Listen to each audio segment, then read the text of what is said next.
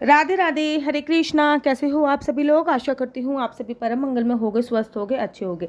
आज हम बात करेंगे इस वीडियो में निर्जला एकादशी के बारे में, क्योंकि साल में 24 एकादशी होती है और जिस वर्ष अधिक मास होता है उस वर्ष 26 एकादशी आती है। तो साल की जो 24 एकादशी में सबसे बड़ी एकादशी जो होती है वो होती है निर्जला एकादशी, जिससे व्रत का प्रारंभ करना बहुत शुभ माना जाता है, जिसका व्रत रखने मात्र से 24 एकादशी के व्रत रखने का फल प्राप्त होता है। जैसे पूरे साल भर में आपने एकादशी का व्रत आपका गलती से छूट गया है या पूरे साल भर आप एकादशी का व्रत नहीं कर पाते, तो अगर आप इस निर्जला एकादशी का व्रत रख लेंगे तो आपको सारी एकादशी के व्रत रखने का फल प्राप्त होता है। यह व्रत थोड़ा कठिन होता है, लेकिन इस व्रत को रखने से भगवान विष्णु उनके साथ साथ माँ लक्ष्मी की असीम कृपा आप पर बरसती है। 24 एकादशी में सबसे कठोर एकादशी जो होती है वो यही होती है। इसको भीमसेनी एकादशी भी बोला जाता है, क्योंकि भीम ने इस एकादशी का व्रत किया था, इसलिए इसको भीमसेनी एकादशी के नाम से भी संबोधित किया जाता है। साल की सभी एकादशी तिथियों में निर्जला एकादशी का जो व्रत होता है वो बहुत महत्वपूर्ण है और कठिन माना जाता है। निर्जला एकादशी के दिन भगवान विष्णु और माँ लक्ष्मी की पूजा की जाती है। धार्मिक मान्यता है कि एकादशी तिथि पर भगवान विष्णु की उपासना करने से साधक के जीवन में व्यापक सभी प्रकार के दुख और संकट जो होते हैं वो दूर हो जाते हैं। सबसे पहले मैं आपको बताती हूँ कि निर्जला एकादशी पर आपको पूजा कैसे करनी है। निर्जला एकादशी के दिन आपको सुबह सुबह ब्रह्म मुहूर्त में उठना है और उठने के साथ ही सबसे पहले अपने दोनों हाथों की लकीरों को देखना है। सीधा पैर आपको जमीन पर रखना है और उठ जाना है। उठने के साथ आप पानी में गंगा जल डाल के, आंवले का रस डाल के, नींबू का रस डाल के आपको स्नान करना है। उसके बाद पीले और शुद्ध कपड़े पहनने, पीले वस्त्र पहने तो बहुत सर्वोत्तम है, नहीं तो पीले रंग का दुपट्टा भी ले सकते हैं।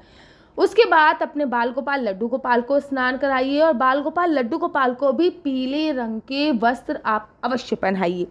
लड्डू गोपाल को इस दिन अगर आप पंचामृत से स्नान करा सकते हैं तो बहुत बड़ी होता है। मैं हमेशा कहती हूँ कि महीने में 2 एकादशी आती हैं, दोनों एकादशी पर आप लड्डू गोपाल को पंचामृत से स्नान जरूर कराएं। और अगर हम बात करें निर्जला एकादशी की, तो निर्जला एकादशी तो साल की सबसे बड़ी एकादशी है और इस दिन लड्डू गोपाल को पंचामृत से स्नान कराएं और उसके तत्पश्चात व्रत का संकल्प लें।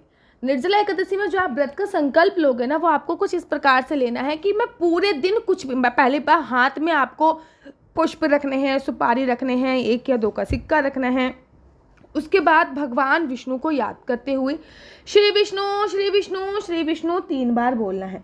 उसके बाद अपना नाम बोलना है, अपना गोत्र बोलना है और निर्जला एकादशी का जो व्रत है वो रखना है। निर्जला एकादशी का व्रत निर्जला जैसे नाम से संबोधित हो रहा है, बिना अन्न और जल को ग्रहण किए बिना रखा जाता है। तो आप भगवान के समक्ष ये संकल्प लीजिए कि मैं पूरे दिन 24 घंटे तक, जब तक व्रत का पारायण नहीं हो जाएगा, जब तक व्रत विश्राम नहीं हो जाएगा, मैं बिना पानी पिए इस जल को, इस व्रत को रहने वाला हूँ। हाँ, अगर आपने संकल्प ले लिया तो आप बीच में पानी नहीं पी सकते। अगर आपने संकल्प ले लिया तो आप रात को पानी नहीं पी सकते। इसलिए अगर आपके शरीर में सामर्थ्य नहीं है तो आप ये संकल्प ले लीजिए कि मैं 1 या 2 बार जल ग्रहण करूंगी या फिर मैं 1 या 2 बार चाय ग्रहण करूंगी। वो पूरी तरीके से आप पे निर्भर करता है, लेकिन निर्जला का अर्थ तो निर्जला ही होता है, जिसमें अन्न और जल का ग्रहण नहीं होता है। साथ ही के साथ आपको, जब आप निर्जला एकादशी का व्रत रख रहे हो, याद रखिए कीर्तन करना बहुत ज़्यादा जरूरी होता है। इस दिन कीर्तन करने की बहुत बड़ी महिमा कही गई है। इस दिन में सोना नहीं चाहिए, किसी की निंदा नहीं करनी चाहिए, किसी की चुगली इत्यादि नहीं करनी चाहिए। इस दिन तो रात को भी कीर्तन अवश्य करना है और इस दिन आपको जो अखंड ज्योत जलानी है वो सुबह सुबह ही प्रज्वलित कर, घी की अखंड ज्योत जला सकते हैं, तिल के तेल की अखंड ज्योत जला सकते हैं। हमेशा एकादशी पर सरसों के तेल की अखंड ज्योत नहीं जलाते, इस बात का भी आपको संपूर्णतः ध्यान देना है। उसके बाद इस दिन कीर्तन का आयोजन आप लोग कर लीजिए। अगर आप लोग अकेले रहते हैं तो फिर विष्णु सहस्त्रनाम का पाठ अवश्य कीजिए। इस दिन मैं श्रवण करने को नहीं कहूँगी, पाठ करने को कहूँगी। भगवान का जो चरणामृत है उसका पान आपको नहीं करना है। अगले दिन जब आप व्रत का पारायण करेंगे तब आपको भगवान के चरणों का चरणामृत का पान करना है, क्योंकि आपने निर्जला व्रत रखा है। पहली बार व्रत रख रहे हैं तो भी आप संकल्प जब लेंगे तो इस बात का ध्यान रखेंगे, अगर आप मनोकामना वाला व्रत कर रहे हैं कि हमारी घर बन जाए या फिर हमारे पुत्र का विवाह हो जाए या फिर हमारे संतान हो जाए, हम 24 या 36 एकादशी का व्रत रखेंगे तो आप संकल्प ले लेंगे, संकल्प में ऐसा कहेंगे। नहीं तो अगर आप ये चाहते हो कि आप आजीवन व्रत रखो मेरे तरह या फिर मेरे हस्बैंड की तरह, तो आप संकल्प में यही कहेंगे कि जब तक मेरे शरीर में सामर्थ्य है मैं इस निर्जला एकादशी का व्रत या फिर इस दिन से मैं व्रत प्रारंभ कर रहा हूँ जो कि मैं आजीवन रहने वाला हूँ या फिर रहने वाली हूँ। निर्जला एकादशी व्रत कब है, सबसे पहले तो ये जानना बहुत जरूरी है, क्योंकि जेठ मास में निर्जला एकादशी का व्रत आता है और निर्जला एकादशी जो होती है वो अपने आप में समर्पित होती है। याद रखिए, व्रत इस दिन आपका होता है, भगवान विष्णु का नहीं होता, इसलिए उनको इस दिन आप चंदन अवश्य लगाएं, खीर समर्पित जरूर करें, खीर जो होती है वो मखाने की समर्पित जरूर करें, घी का दिया जलाएं और विष्णु चालीसा जरूर पढ़ें और खीरे तरबूजे का भोग भगवान को जरूर लगाना चाहिए। और भगवान का एक प्रिय भोग भी होता है जो हर एकादशी पे लगाया जाता है, वो मैं आपको किसी और वीडियो में बताऊंगी। आज मैं बात करती हूँ कि हिंदू पंचांग के अनुसार जेठ मास के शुक्ल पक्ष की एकादशी तिथि का प्रारंभ कब हो रहा है। 17 तारीख को सुबह सुबह 4:43 पर एकादशी तिथि जो है वो प्रारंभ हो रही है और इस तिथि का जो विश्राम हो रहा है वो 18 जून को हो रहा है और 6:24 पे हो रहा है।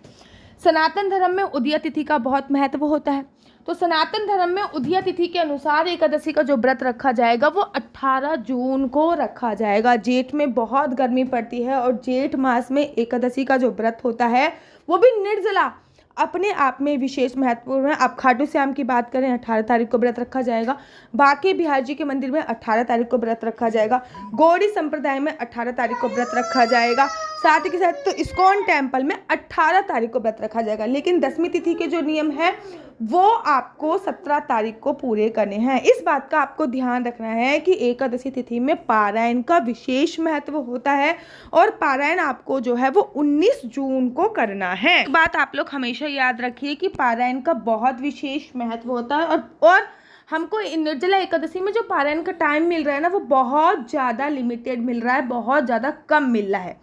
तो पारायण जो है वो 19 जून को होगा और 5:54 तक, अर्थात ये समझ लीजिए 6 बजे से पारायण का समय स्टार्ट है और 7:30 बजे तक आपको एनी हाउ व्रत का पारण करना ही करना है। निर्जला एकादशी में व्रत का पारण भगवान के चरणों के चरणामृत से किया जाता है, उसके बाद आप लोगों को चावल खाए जाते हैं, वो किसी और वीडियो में बताऊंगी आप लोगों को। तो आप लोगों ने इस वीडियो में जाना कि साल की सबसे बड़ी एकादशी निर्जला एकादशी कब है, निर्जला एकादशी का व्रत कब रखा जाएगा, निर्जला एकादशी का व्रत कैसे रखा जाएगा। अगर आप व्रत का प्रारंभ करने की सोच रहे हैं तो निर्जला एकादशी से प्रारंभ कीजिए। अगर आप नए व्रत प्रारंभ करने की सोच रहे हैं तो निर्जला एकादशी सबसे बेस्ट है। साल भर में कोई भी एकादशी गलती से छूट गई है तब भी आप निर्जला एकादशी का व्रत अवश्य करें, और पूरे साल में कोई भी एकादशी का व्रत नहीं करते तो निर्जला एकादशी का व्रत तो आपको अवश्य और अवश्य करना चाहिए। और व्रत का संपूर्ण फल आपको पारायण के समय ही मिलता है, इसलिए पारण अवश्य करें। अगर ये व्रत का फल आप किसी और को समर्पित करना चाहते हैं तो पारण के समय संकल्प लेके वो व्रत का फल आप किसी और को भी समर्पित कर सकते हैं। आशा करती हूँ कि आपको मेरी वीडियो अच्छी लगती होगी। अगर आपको मेरी वीडियो अच्छी लगती है तो आप अपना यूट्यूब चैनल हरि बोल को लाइक शेयर सब्सक्राइब करना बिल्कुल भी मत भूलिए। तब तक के लिए मुझे दीजिए इजाज़त। राधे राधे, हरे कृष्णा, हरि बोल।